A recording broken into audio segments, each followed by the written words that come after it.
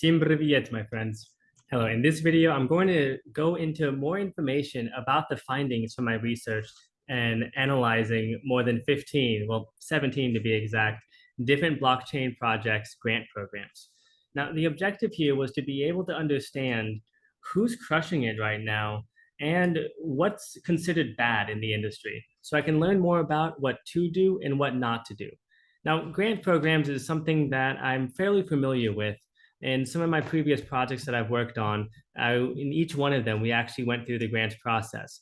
And this was all inside of the Polkadot ecosystem. So everything was pretty much constrained within the Web3, within the Web3 organization. At the same time, though, I wanted to expand my horizon and understand more about not just what's happening in Solana, but what's happening around the ecosystem. And I was really surprised to find out that the projects that I thought would be the biggest oftentimes were actually kind of disappointing in terms of what their grant programs provided. And then I was pleasantly surprised to see that smaller projects that I didn't really think very much of actually had some very solid grant programs. So there's already a document that lists out all my findings. It has links to each one of my different note pages that I took when going through the application process. In this video, I want to go over what findings I came up with and the specific discoveries that I found that we can apply directly to our program, as well as how I put this into the wireframe or the example page that I built for Neon Labs. Now, the main insight that I gathered is that there's really two ways to assess the quality of a grants program. Number one is how smooth is the application process? How communicative is the team? That could be how much information do they provide? How well do they articulate what exactly they're looking for and what they're not looking for? Overall, what is the experience like as a builder going through the program? Secondly, is the marketing side. How easy is it to access and to find information about the grants programs? Can we find out details such as who's already been a part of it? Can we find out what types of projects they're looking for? Can we see how successful different projects are at following through with it? And is the project even taking the time to talk about their grants program across the social media? So when I was going through the process, excuse me, what I found is that the majority of projects, they only have maybe a single page that gives some information about it. And then from there, it's pretty vague. I did go ahead and also document what technologies they're using. And I found that the vast majority of projects are simply using Google Forms, Typeforms, or Notion. So this gave me the idea that we can keep this very, very simple. Ideally, to start out with Notion, which is why I built the page in Notion. And then from there, when I looked at the next, just the guys that are doing next level, top quality grant programs, places like FTX, Solana, they're using React, and the sites are just freaking beautiful. Though I think that we should wait until we already have some nice adoption from our Notion pages in order to follow through with that. The biggest insight when I was looking at the tooling and the process and the whole developer or builder experience of going through these grant programs is that the projects that provided insights on what they're looking for, unfortunately, that wasn't normal in these projects. It was actually kind of disappointing to see. A lot of times projects will flex about how they've got a 50 million, 100 million, or 200 plus $1 million grants program, but then proceed to not even describe exactly what they're looking for. So the projects that I gave the highest score were the projects that not only listed out, here are the types of projects that we're looking for to be a part of the grants program, but the projects that also broke down what they're looking to be able to discover. Now, some of the products that were really great about this is Polkadot, as well as Harmony One. Now, of course, Harmony had some problems earlier this year, so you can imagine the grant program is now paused. Fortunately, they were kind enough to still leave all their information up, so I was able to funnel hack it and gather all the insights that were necessary. The other component that was surprisingly missing from a lot of the different projects is walking through the steps of what's expected of a grant participant. So being able to describe what information are they needing in order to make an assessment? How long does the process usually take? And then finally, what is the overall structure? Some projects, they like to do a system where they have it pre-structured in terms of it's every 2 weeks that they expect some rollout, or maybe every 3 weeks. Some projects want specifically to have 2 milestones, 3 milestones, or 5 milestones.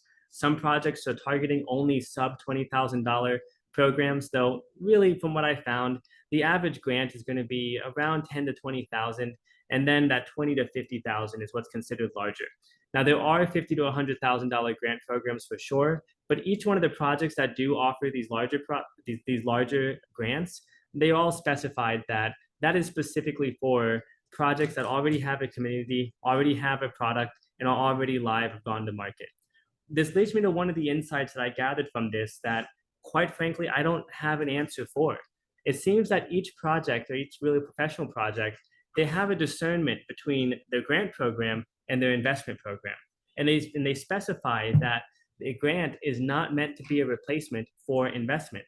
Now, of course, this makes sense to me, but it was something that I just personally don't have the experience on the back end of setting up a grants program to really know where do we draw that line. So I wanted to bring that up because one of the things that we can do as a team to highlight and to provide the best applicant experience possible is to showcase at each stage. One of the things I liked a lot about I think it was Harmony. They all kind of blended together. It's why I have the notes written down. I don't have a photographic memory, but it's something that what they had done is they broke down 5 specific stages. And this was based on the overall amount of capital they're looking for. And they specified exactly what the requirements are. So for a grant that was like sub 10K, it might have only been 2 milestones, and then it would have a shorter grant process. On the other hand, a project that's looking for 50K, maybe they already have a full team, that was typically going to be more in depth. Finally, a nice to have that this is something that really will depend upon what leadership thinks and what they're wanting to do in terms of privacy and transparency. But it really is a nice feature to have on there, is to showcase what grants have we already approved and how much were those grants for.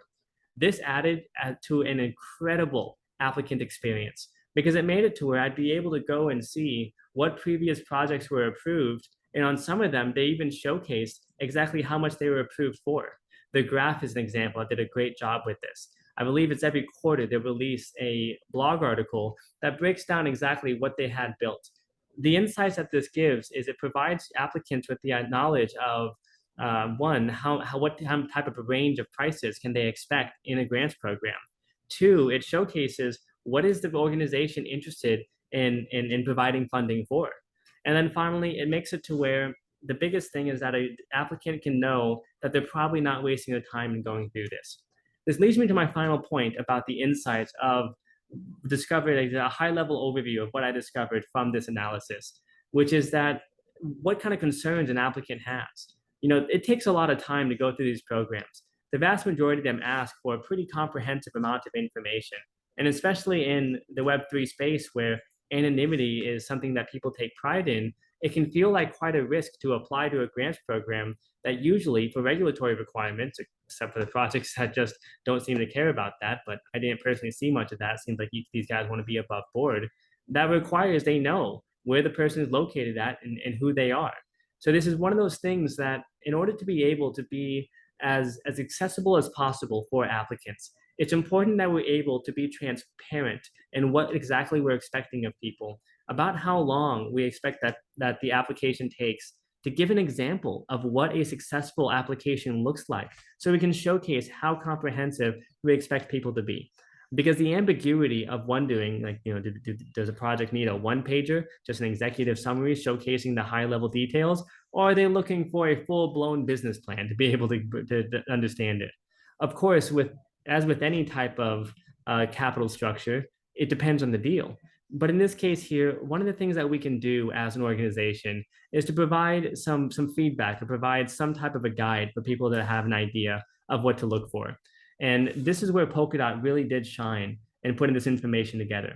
Now, FTX, they're on my list of one of the top projects for how they handle their grants program with the Future Fund, because they go through so much detail in their FAQs that, quite frankly, there aren't very many other questions an applicant could have. So by having a FAQ section on the page, this is something that can overcome most of those challenges needed. So from a go-to-market standpoint, to finish this video up, it's something where I don't believe we have to take every single bell and whistle that the other projects are doing well. And it's something that, on the other hand, I don't think the grants program should take very long. In fact, to prove this point, I went ahead and already built what I believe would be a pretty competent high-level grants application process in Notion. And the way I put this together was by taking the components that looked the best from each one of the 17 projects that I analyzed, and then making it, rewriting it and rewriting the content to fit the Neon Labs brand. There's a little bit of work we'll need to put together as a team to figure out exactly who are we targeting, what types of projects do we want, what types of projects do we not want, and what is the exact process that we need to follow, meaning what individuals should be a part of it, their roles and responsibilities. And of course, this ties into more of the CRM related material, which we discussed in the previous section of these videos. So I hope you found this helpful. If you have any ideas, questions, thoughts, please drop them in the comments of this video. And for the grants program, it's something that I'm very excited to see how we're able to support projects move into the Neon Labs ecosystem. It seems like the integration support is going to be one of the biggest value adds that we can provide in terms of not just, of course, we give funding to a project, but we're expecting quite a few benefits from this as well. And I'll go into more detail in the next video of exactly how the grants program serves us as an organization, the community as a whole, as well as the end user applicants as on top of that. So looking forward to seeing you in the next video. Until then, do svidaniya.